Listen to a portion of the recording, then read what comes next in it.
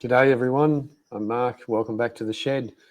Well tonight well not just tonight, but the tender has returned. I've had it at my work and I've oxy cut off the heads of the rivets so the foot plate can come out. It's badly corroded. I have talked about it and showed about it in other videos, but anyway, I'm going to flick over to the other screen.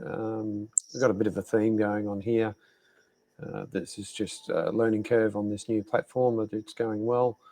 And I'll get that up, jump on the forklift, get it off the ute, and we'll get on with it.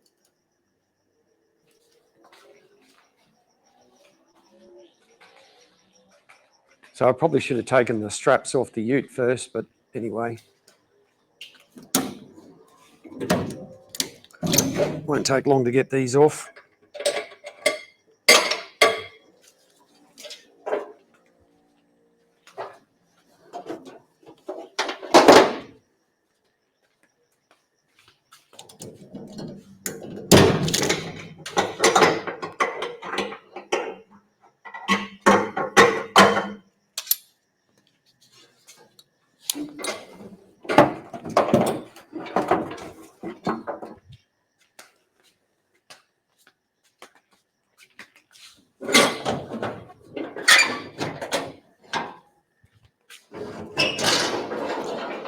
As I've previously mentioned, the forklift's probably the handiest bit of gear I've brought since starting this project. Couldn't do without it. Well, I could, but it just make work so much harder. So I'm just off camera, just jumping on the forklift, and we'll come into view very shortly.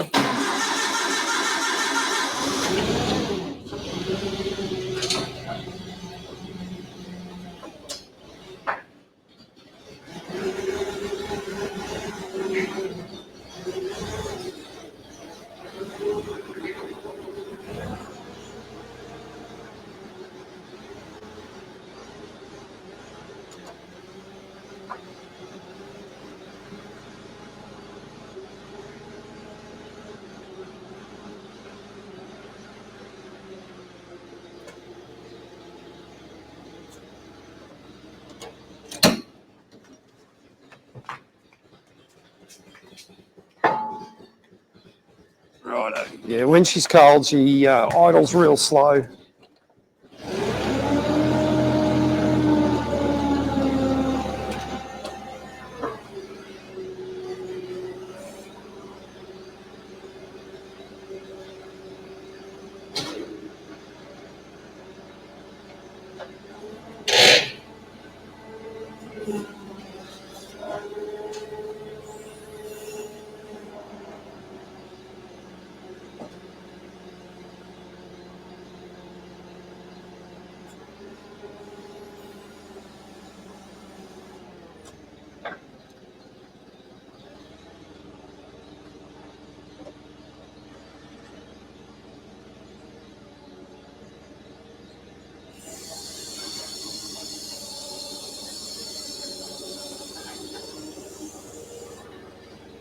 It'll be easier for me to spin around this way.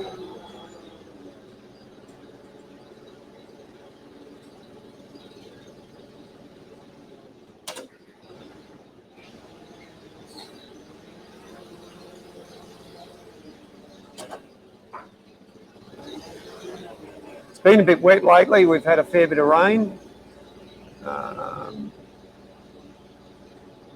Righto.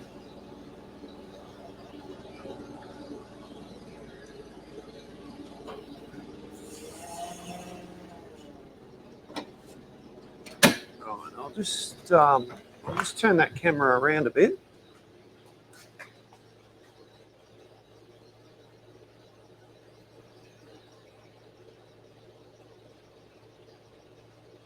That's a bugger. All right, we'll just flick over to the other camera. It's going to be a little bit grainier. There we go. That's the older camera. You can see the difference in technology. But you get the idea.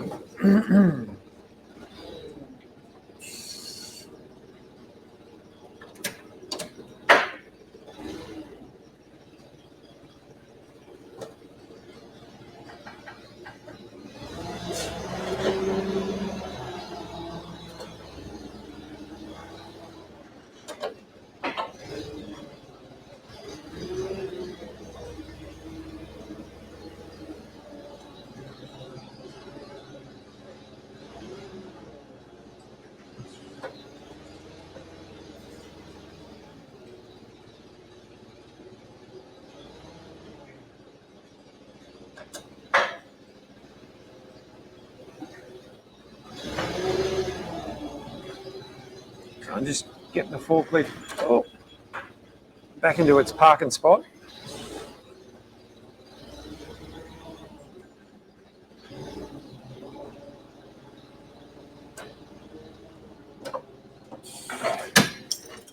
There we go, done with that. Turn the gas off. Plenty of rocks I've left behind because we've picked up in the tyres. Righto, so the tender's been out in the weather at work, but what I've done is use the gouging tip to knock the heads of the rivets off. The gouging tip has done a great job. It's taken the heads of the rivets, but it hasn't dug into the plate. So now I just got to run around with a flat disc on an angle grinder and just take a few little burrs off, bit of slag, and then we can knock the rivets out, and the foot plate can come out and be used as a. Let's get a better angle on this. It can be used as a template for a new one. Right, that's better. There we go. Oh, that's my hand. I'll zoom in a bit too with this. With the new camera, I can zoom in a bit too, give you a better view, probably without losing too much. Go around here. You get the idea. You can see where I've oxy cut off, and you can see where it's a bit rusty. I did have it sandblasted previous. So pretty much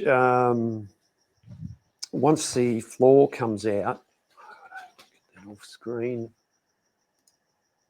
I'm doing things behind the scenes here that I know you can hear, but yeah, anyway,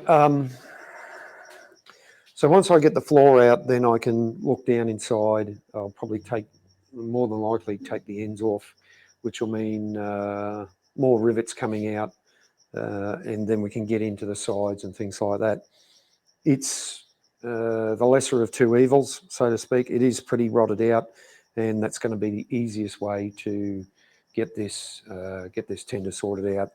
And then it's 98 years old now. It's built in 1926. We've got documentation for that. The floor's also pretty cactus. So what I'm going to be left with is the foot plates out, the ends will come off, and the bottom will come off as well to do a proper job. The sides are all in pretty good because it's a lot thicker material. There is some pitting. I don't think it's going to be affected for the long run, but it's getting all these other bits made up, which won't be hard because it's only basic sheet metal. And I'll be using these as templates. So it's just going to take a bit of time. And this is now we're on to the bigger work, and the bigger work takes longer time. So in future videos, we'll get a bit more up close and personal with the tender and what's going on with it and different aspects of it. And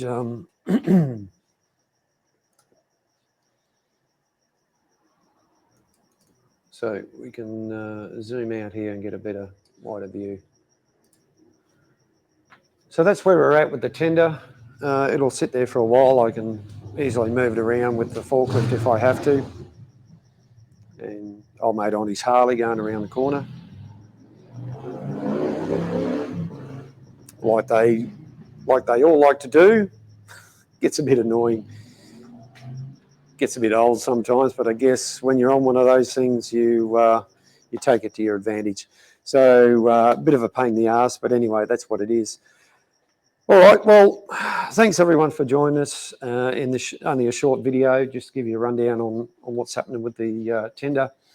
Things are happening, various other things going on in the background, getting a few things machined, the washout plugs. I've sent them off to the same gentleman that, hang on, I'll just get myself back on screen here. Same gentleman that's that machined the cylinder drains for me. Here they are here. I'm just going to let those in. Got the trunk guide just sitting there in front of the milling machine. I had that up on the bench the other night, just showing everyone what a trunk guide is. There's a lot of people who don't watch my channel who have no idea what a steamroller is, or I've introduced them to the idea of a steamroller, or what a steamroller is, you know, through my adventures and outings and what we do at the club at Old Petrie Town, where myself and another guy look after enabling and pour a steamroller while I'm in the process of restoring this Fowler steamroller. So it's good to see the differences between the two machines, which frankly is not much. Everyone's got their own opinion on what is and what should be, which engine's better, all that sort of stuff. You can just see the new camera here on an arm. The arm I got, like a few other people, I brought in from, got from Temu, like a lot of us, you know, buying packages. So I'm slowly starting to get things set up the way I want, in terms of cameras and what I can do here. And the whole idea of that new camera being on like a gimbal, I can get up close and personal on the bench and get zoom in nice and close, so we can see nice clear footage instead of being too far away. So anyway, that's where we're up to. Thanks everyone for joining us tonight, and we'll catch you later on. Bye for now.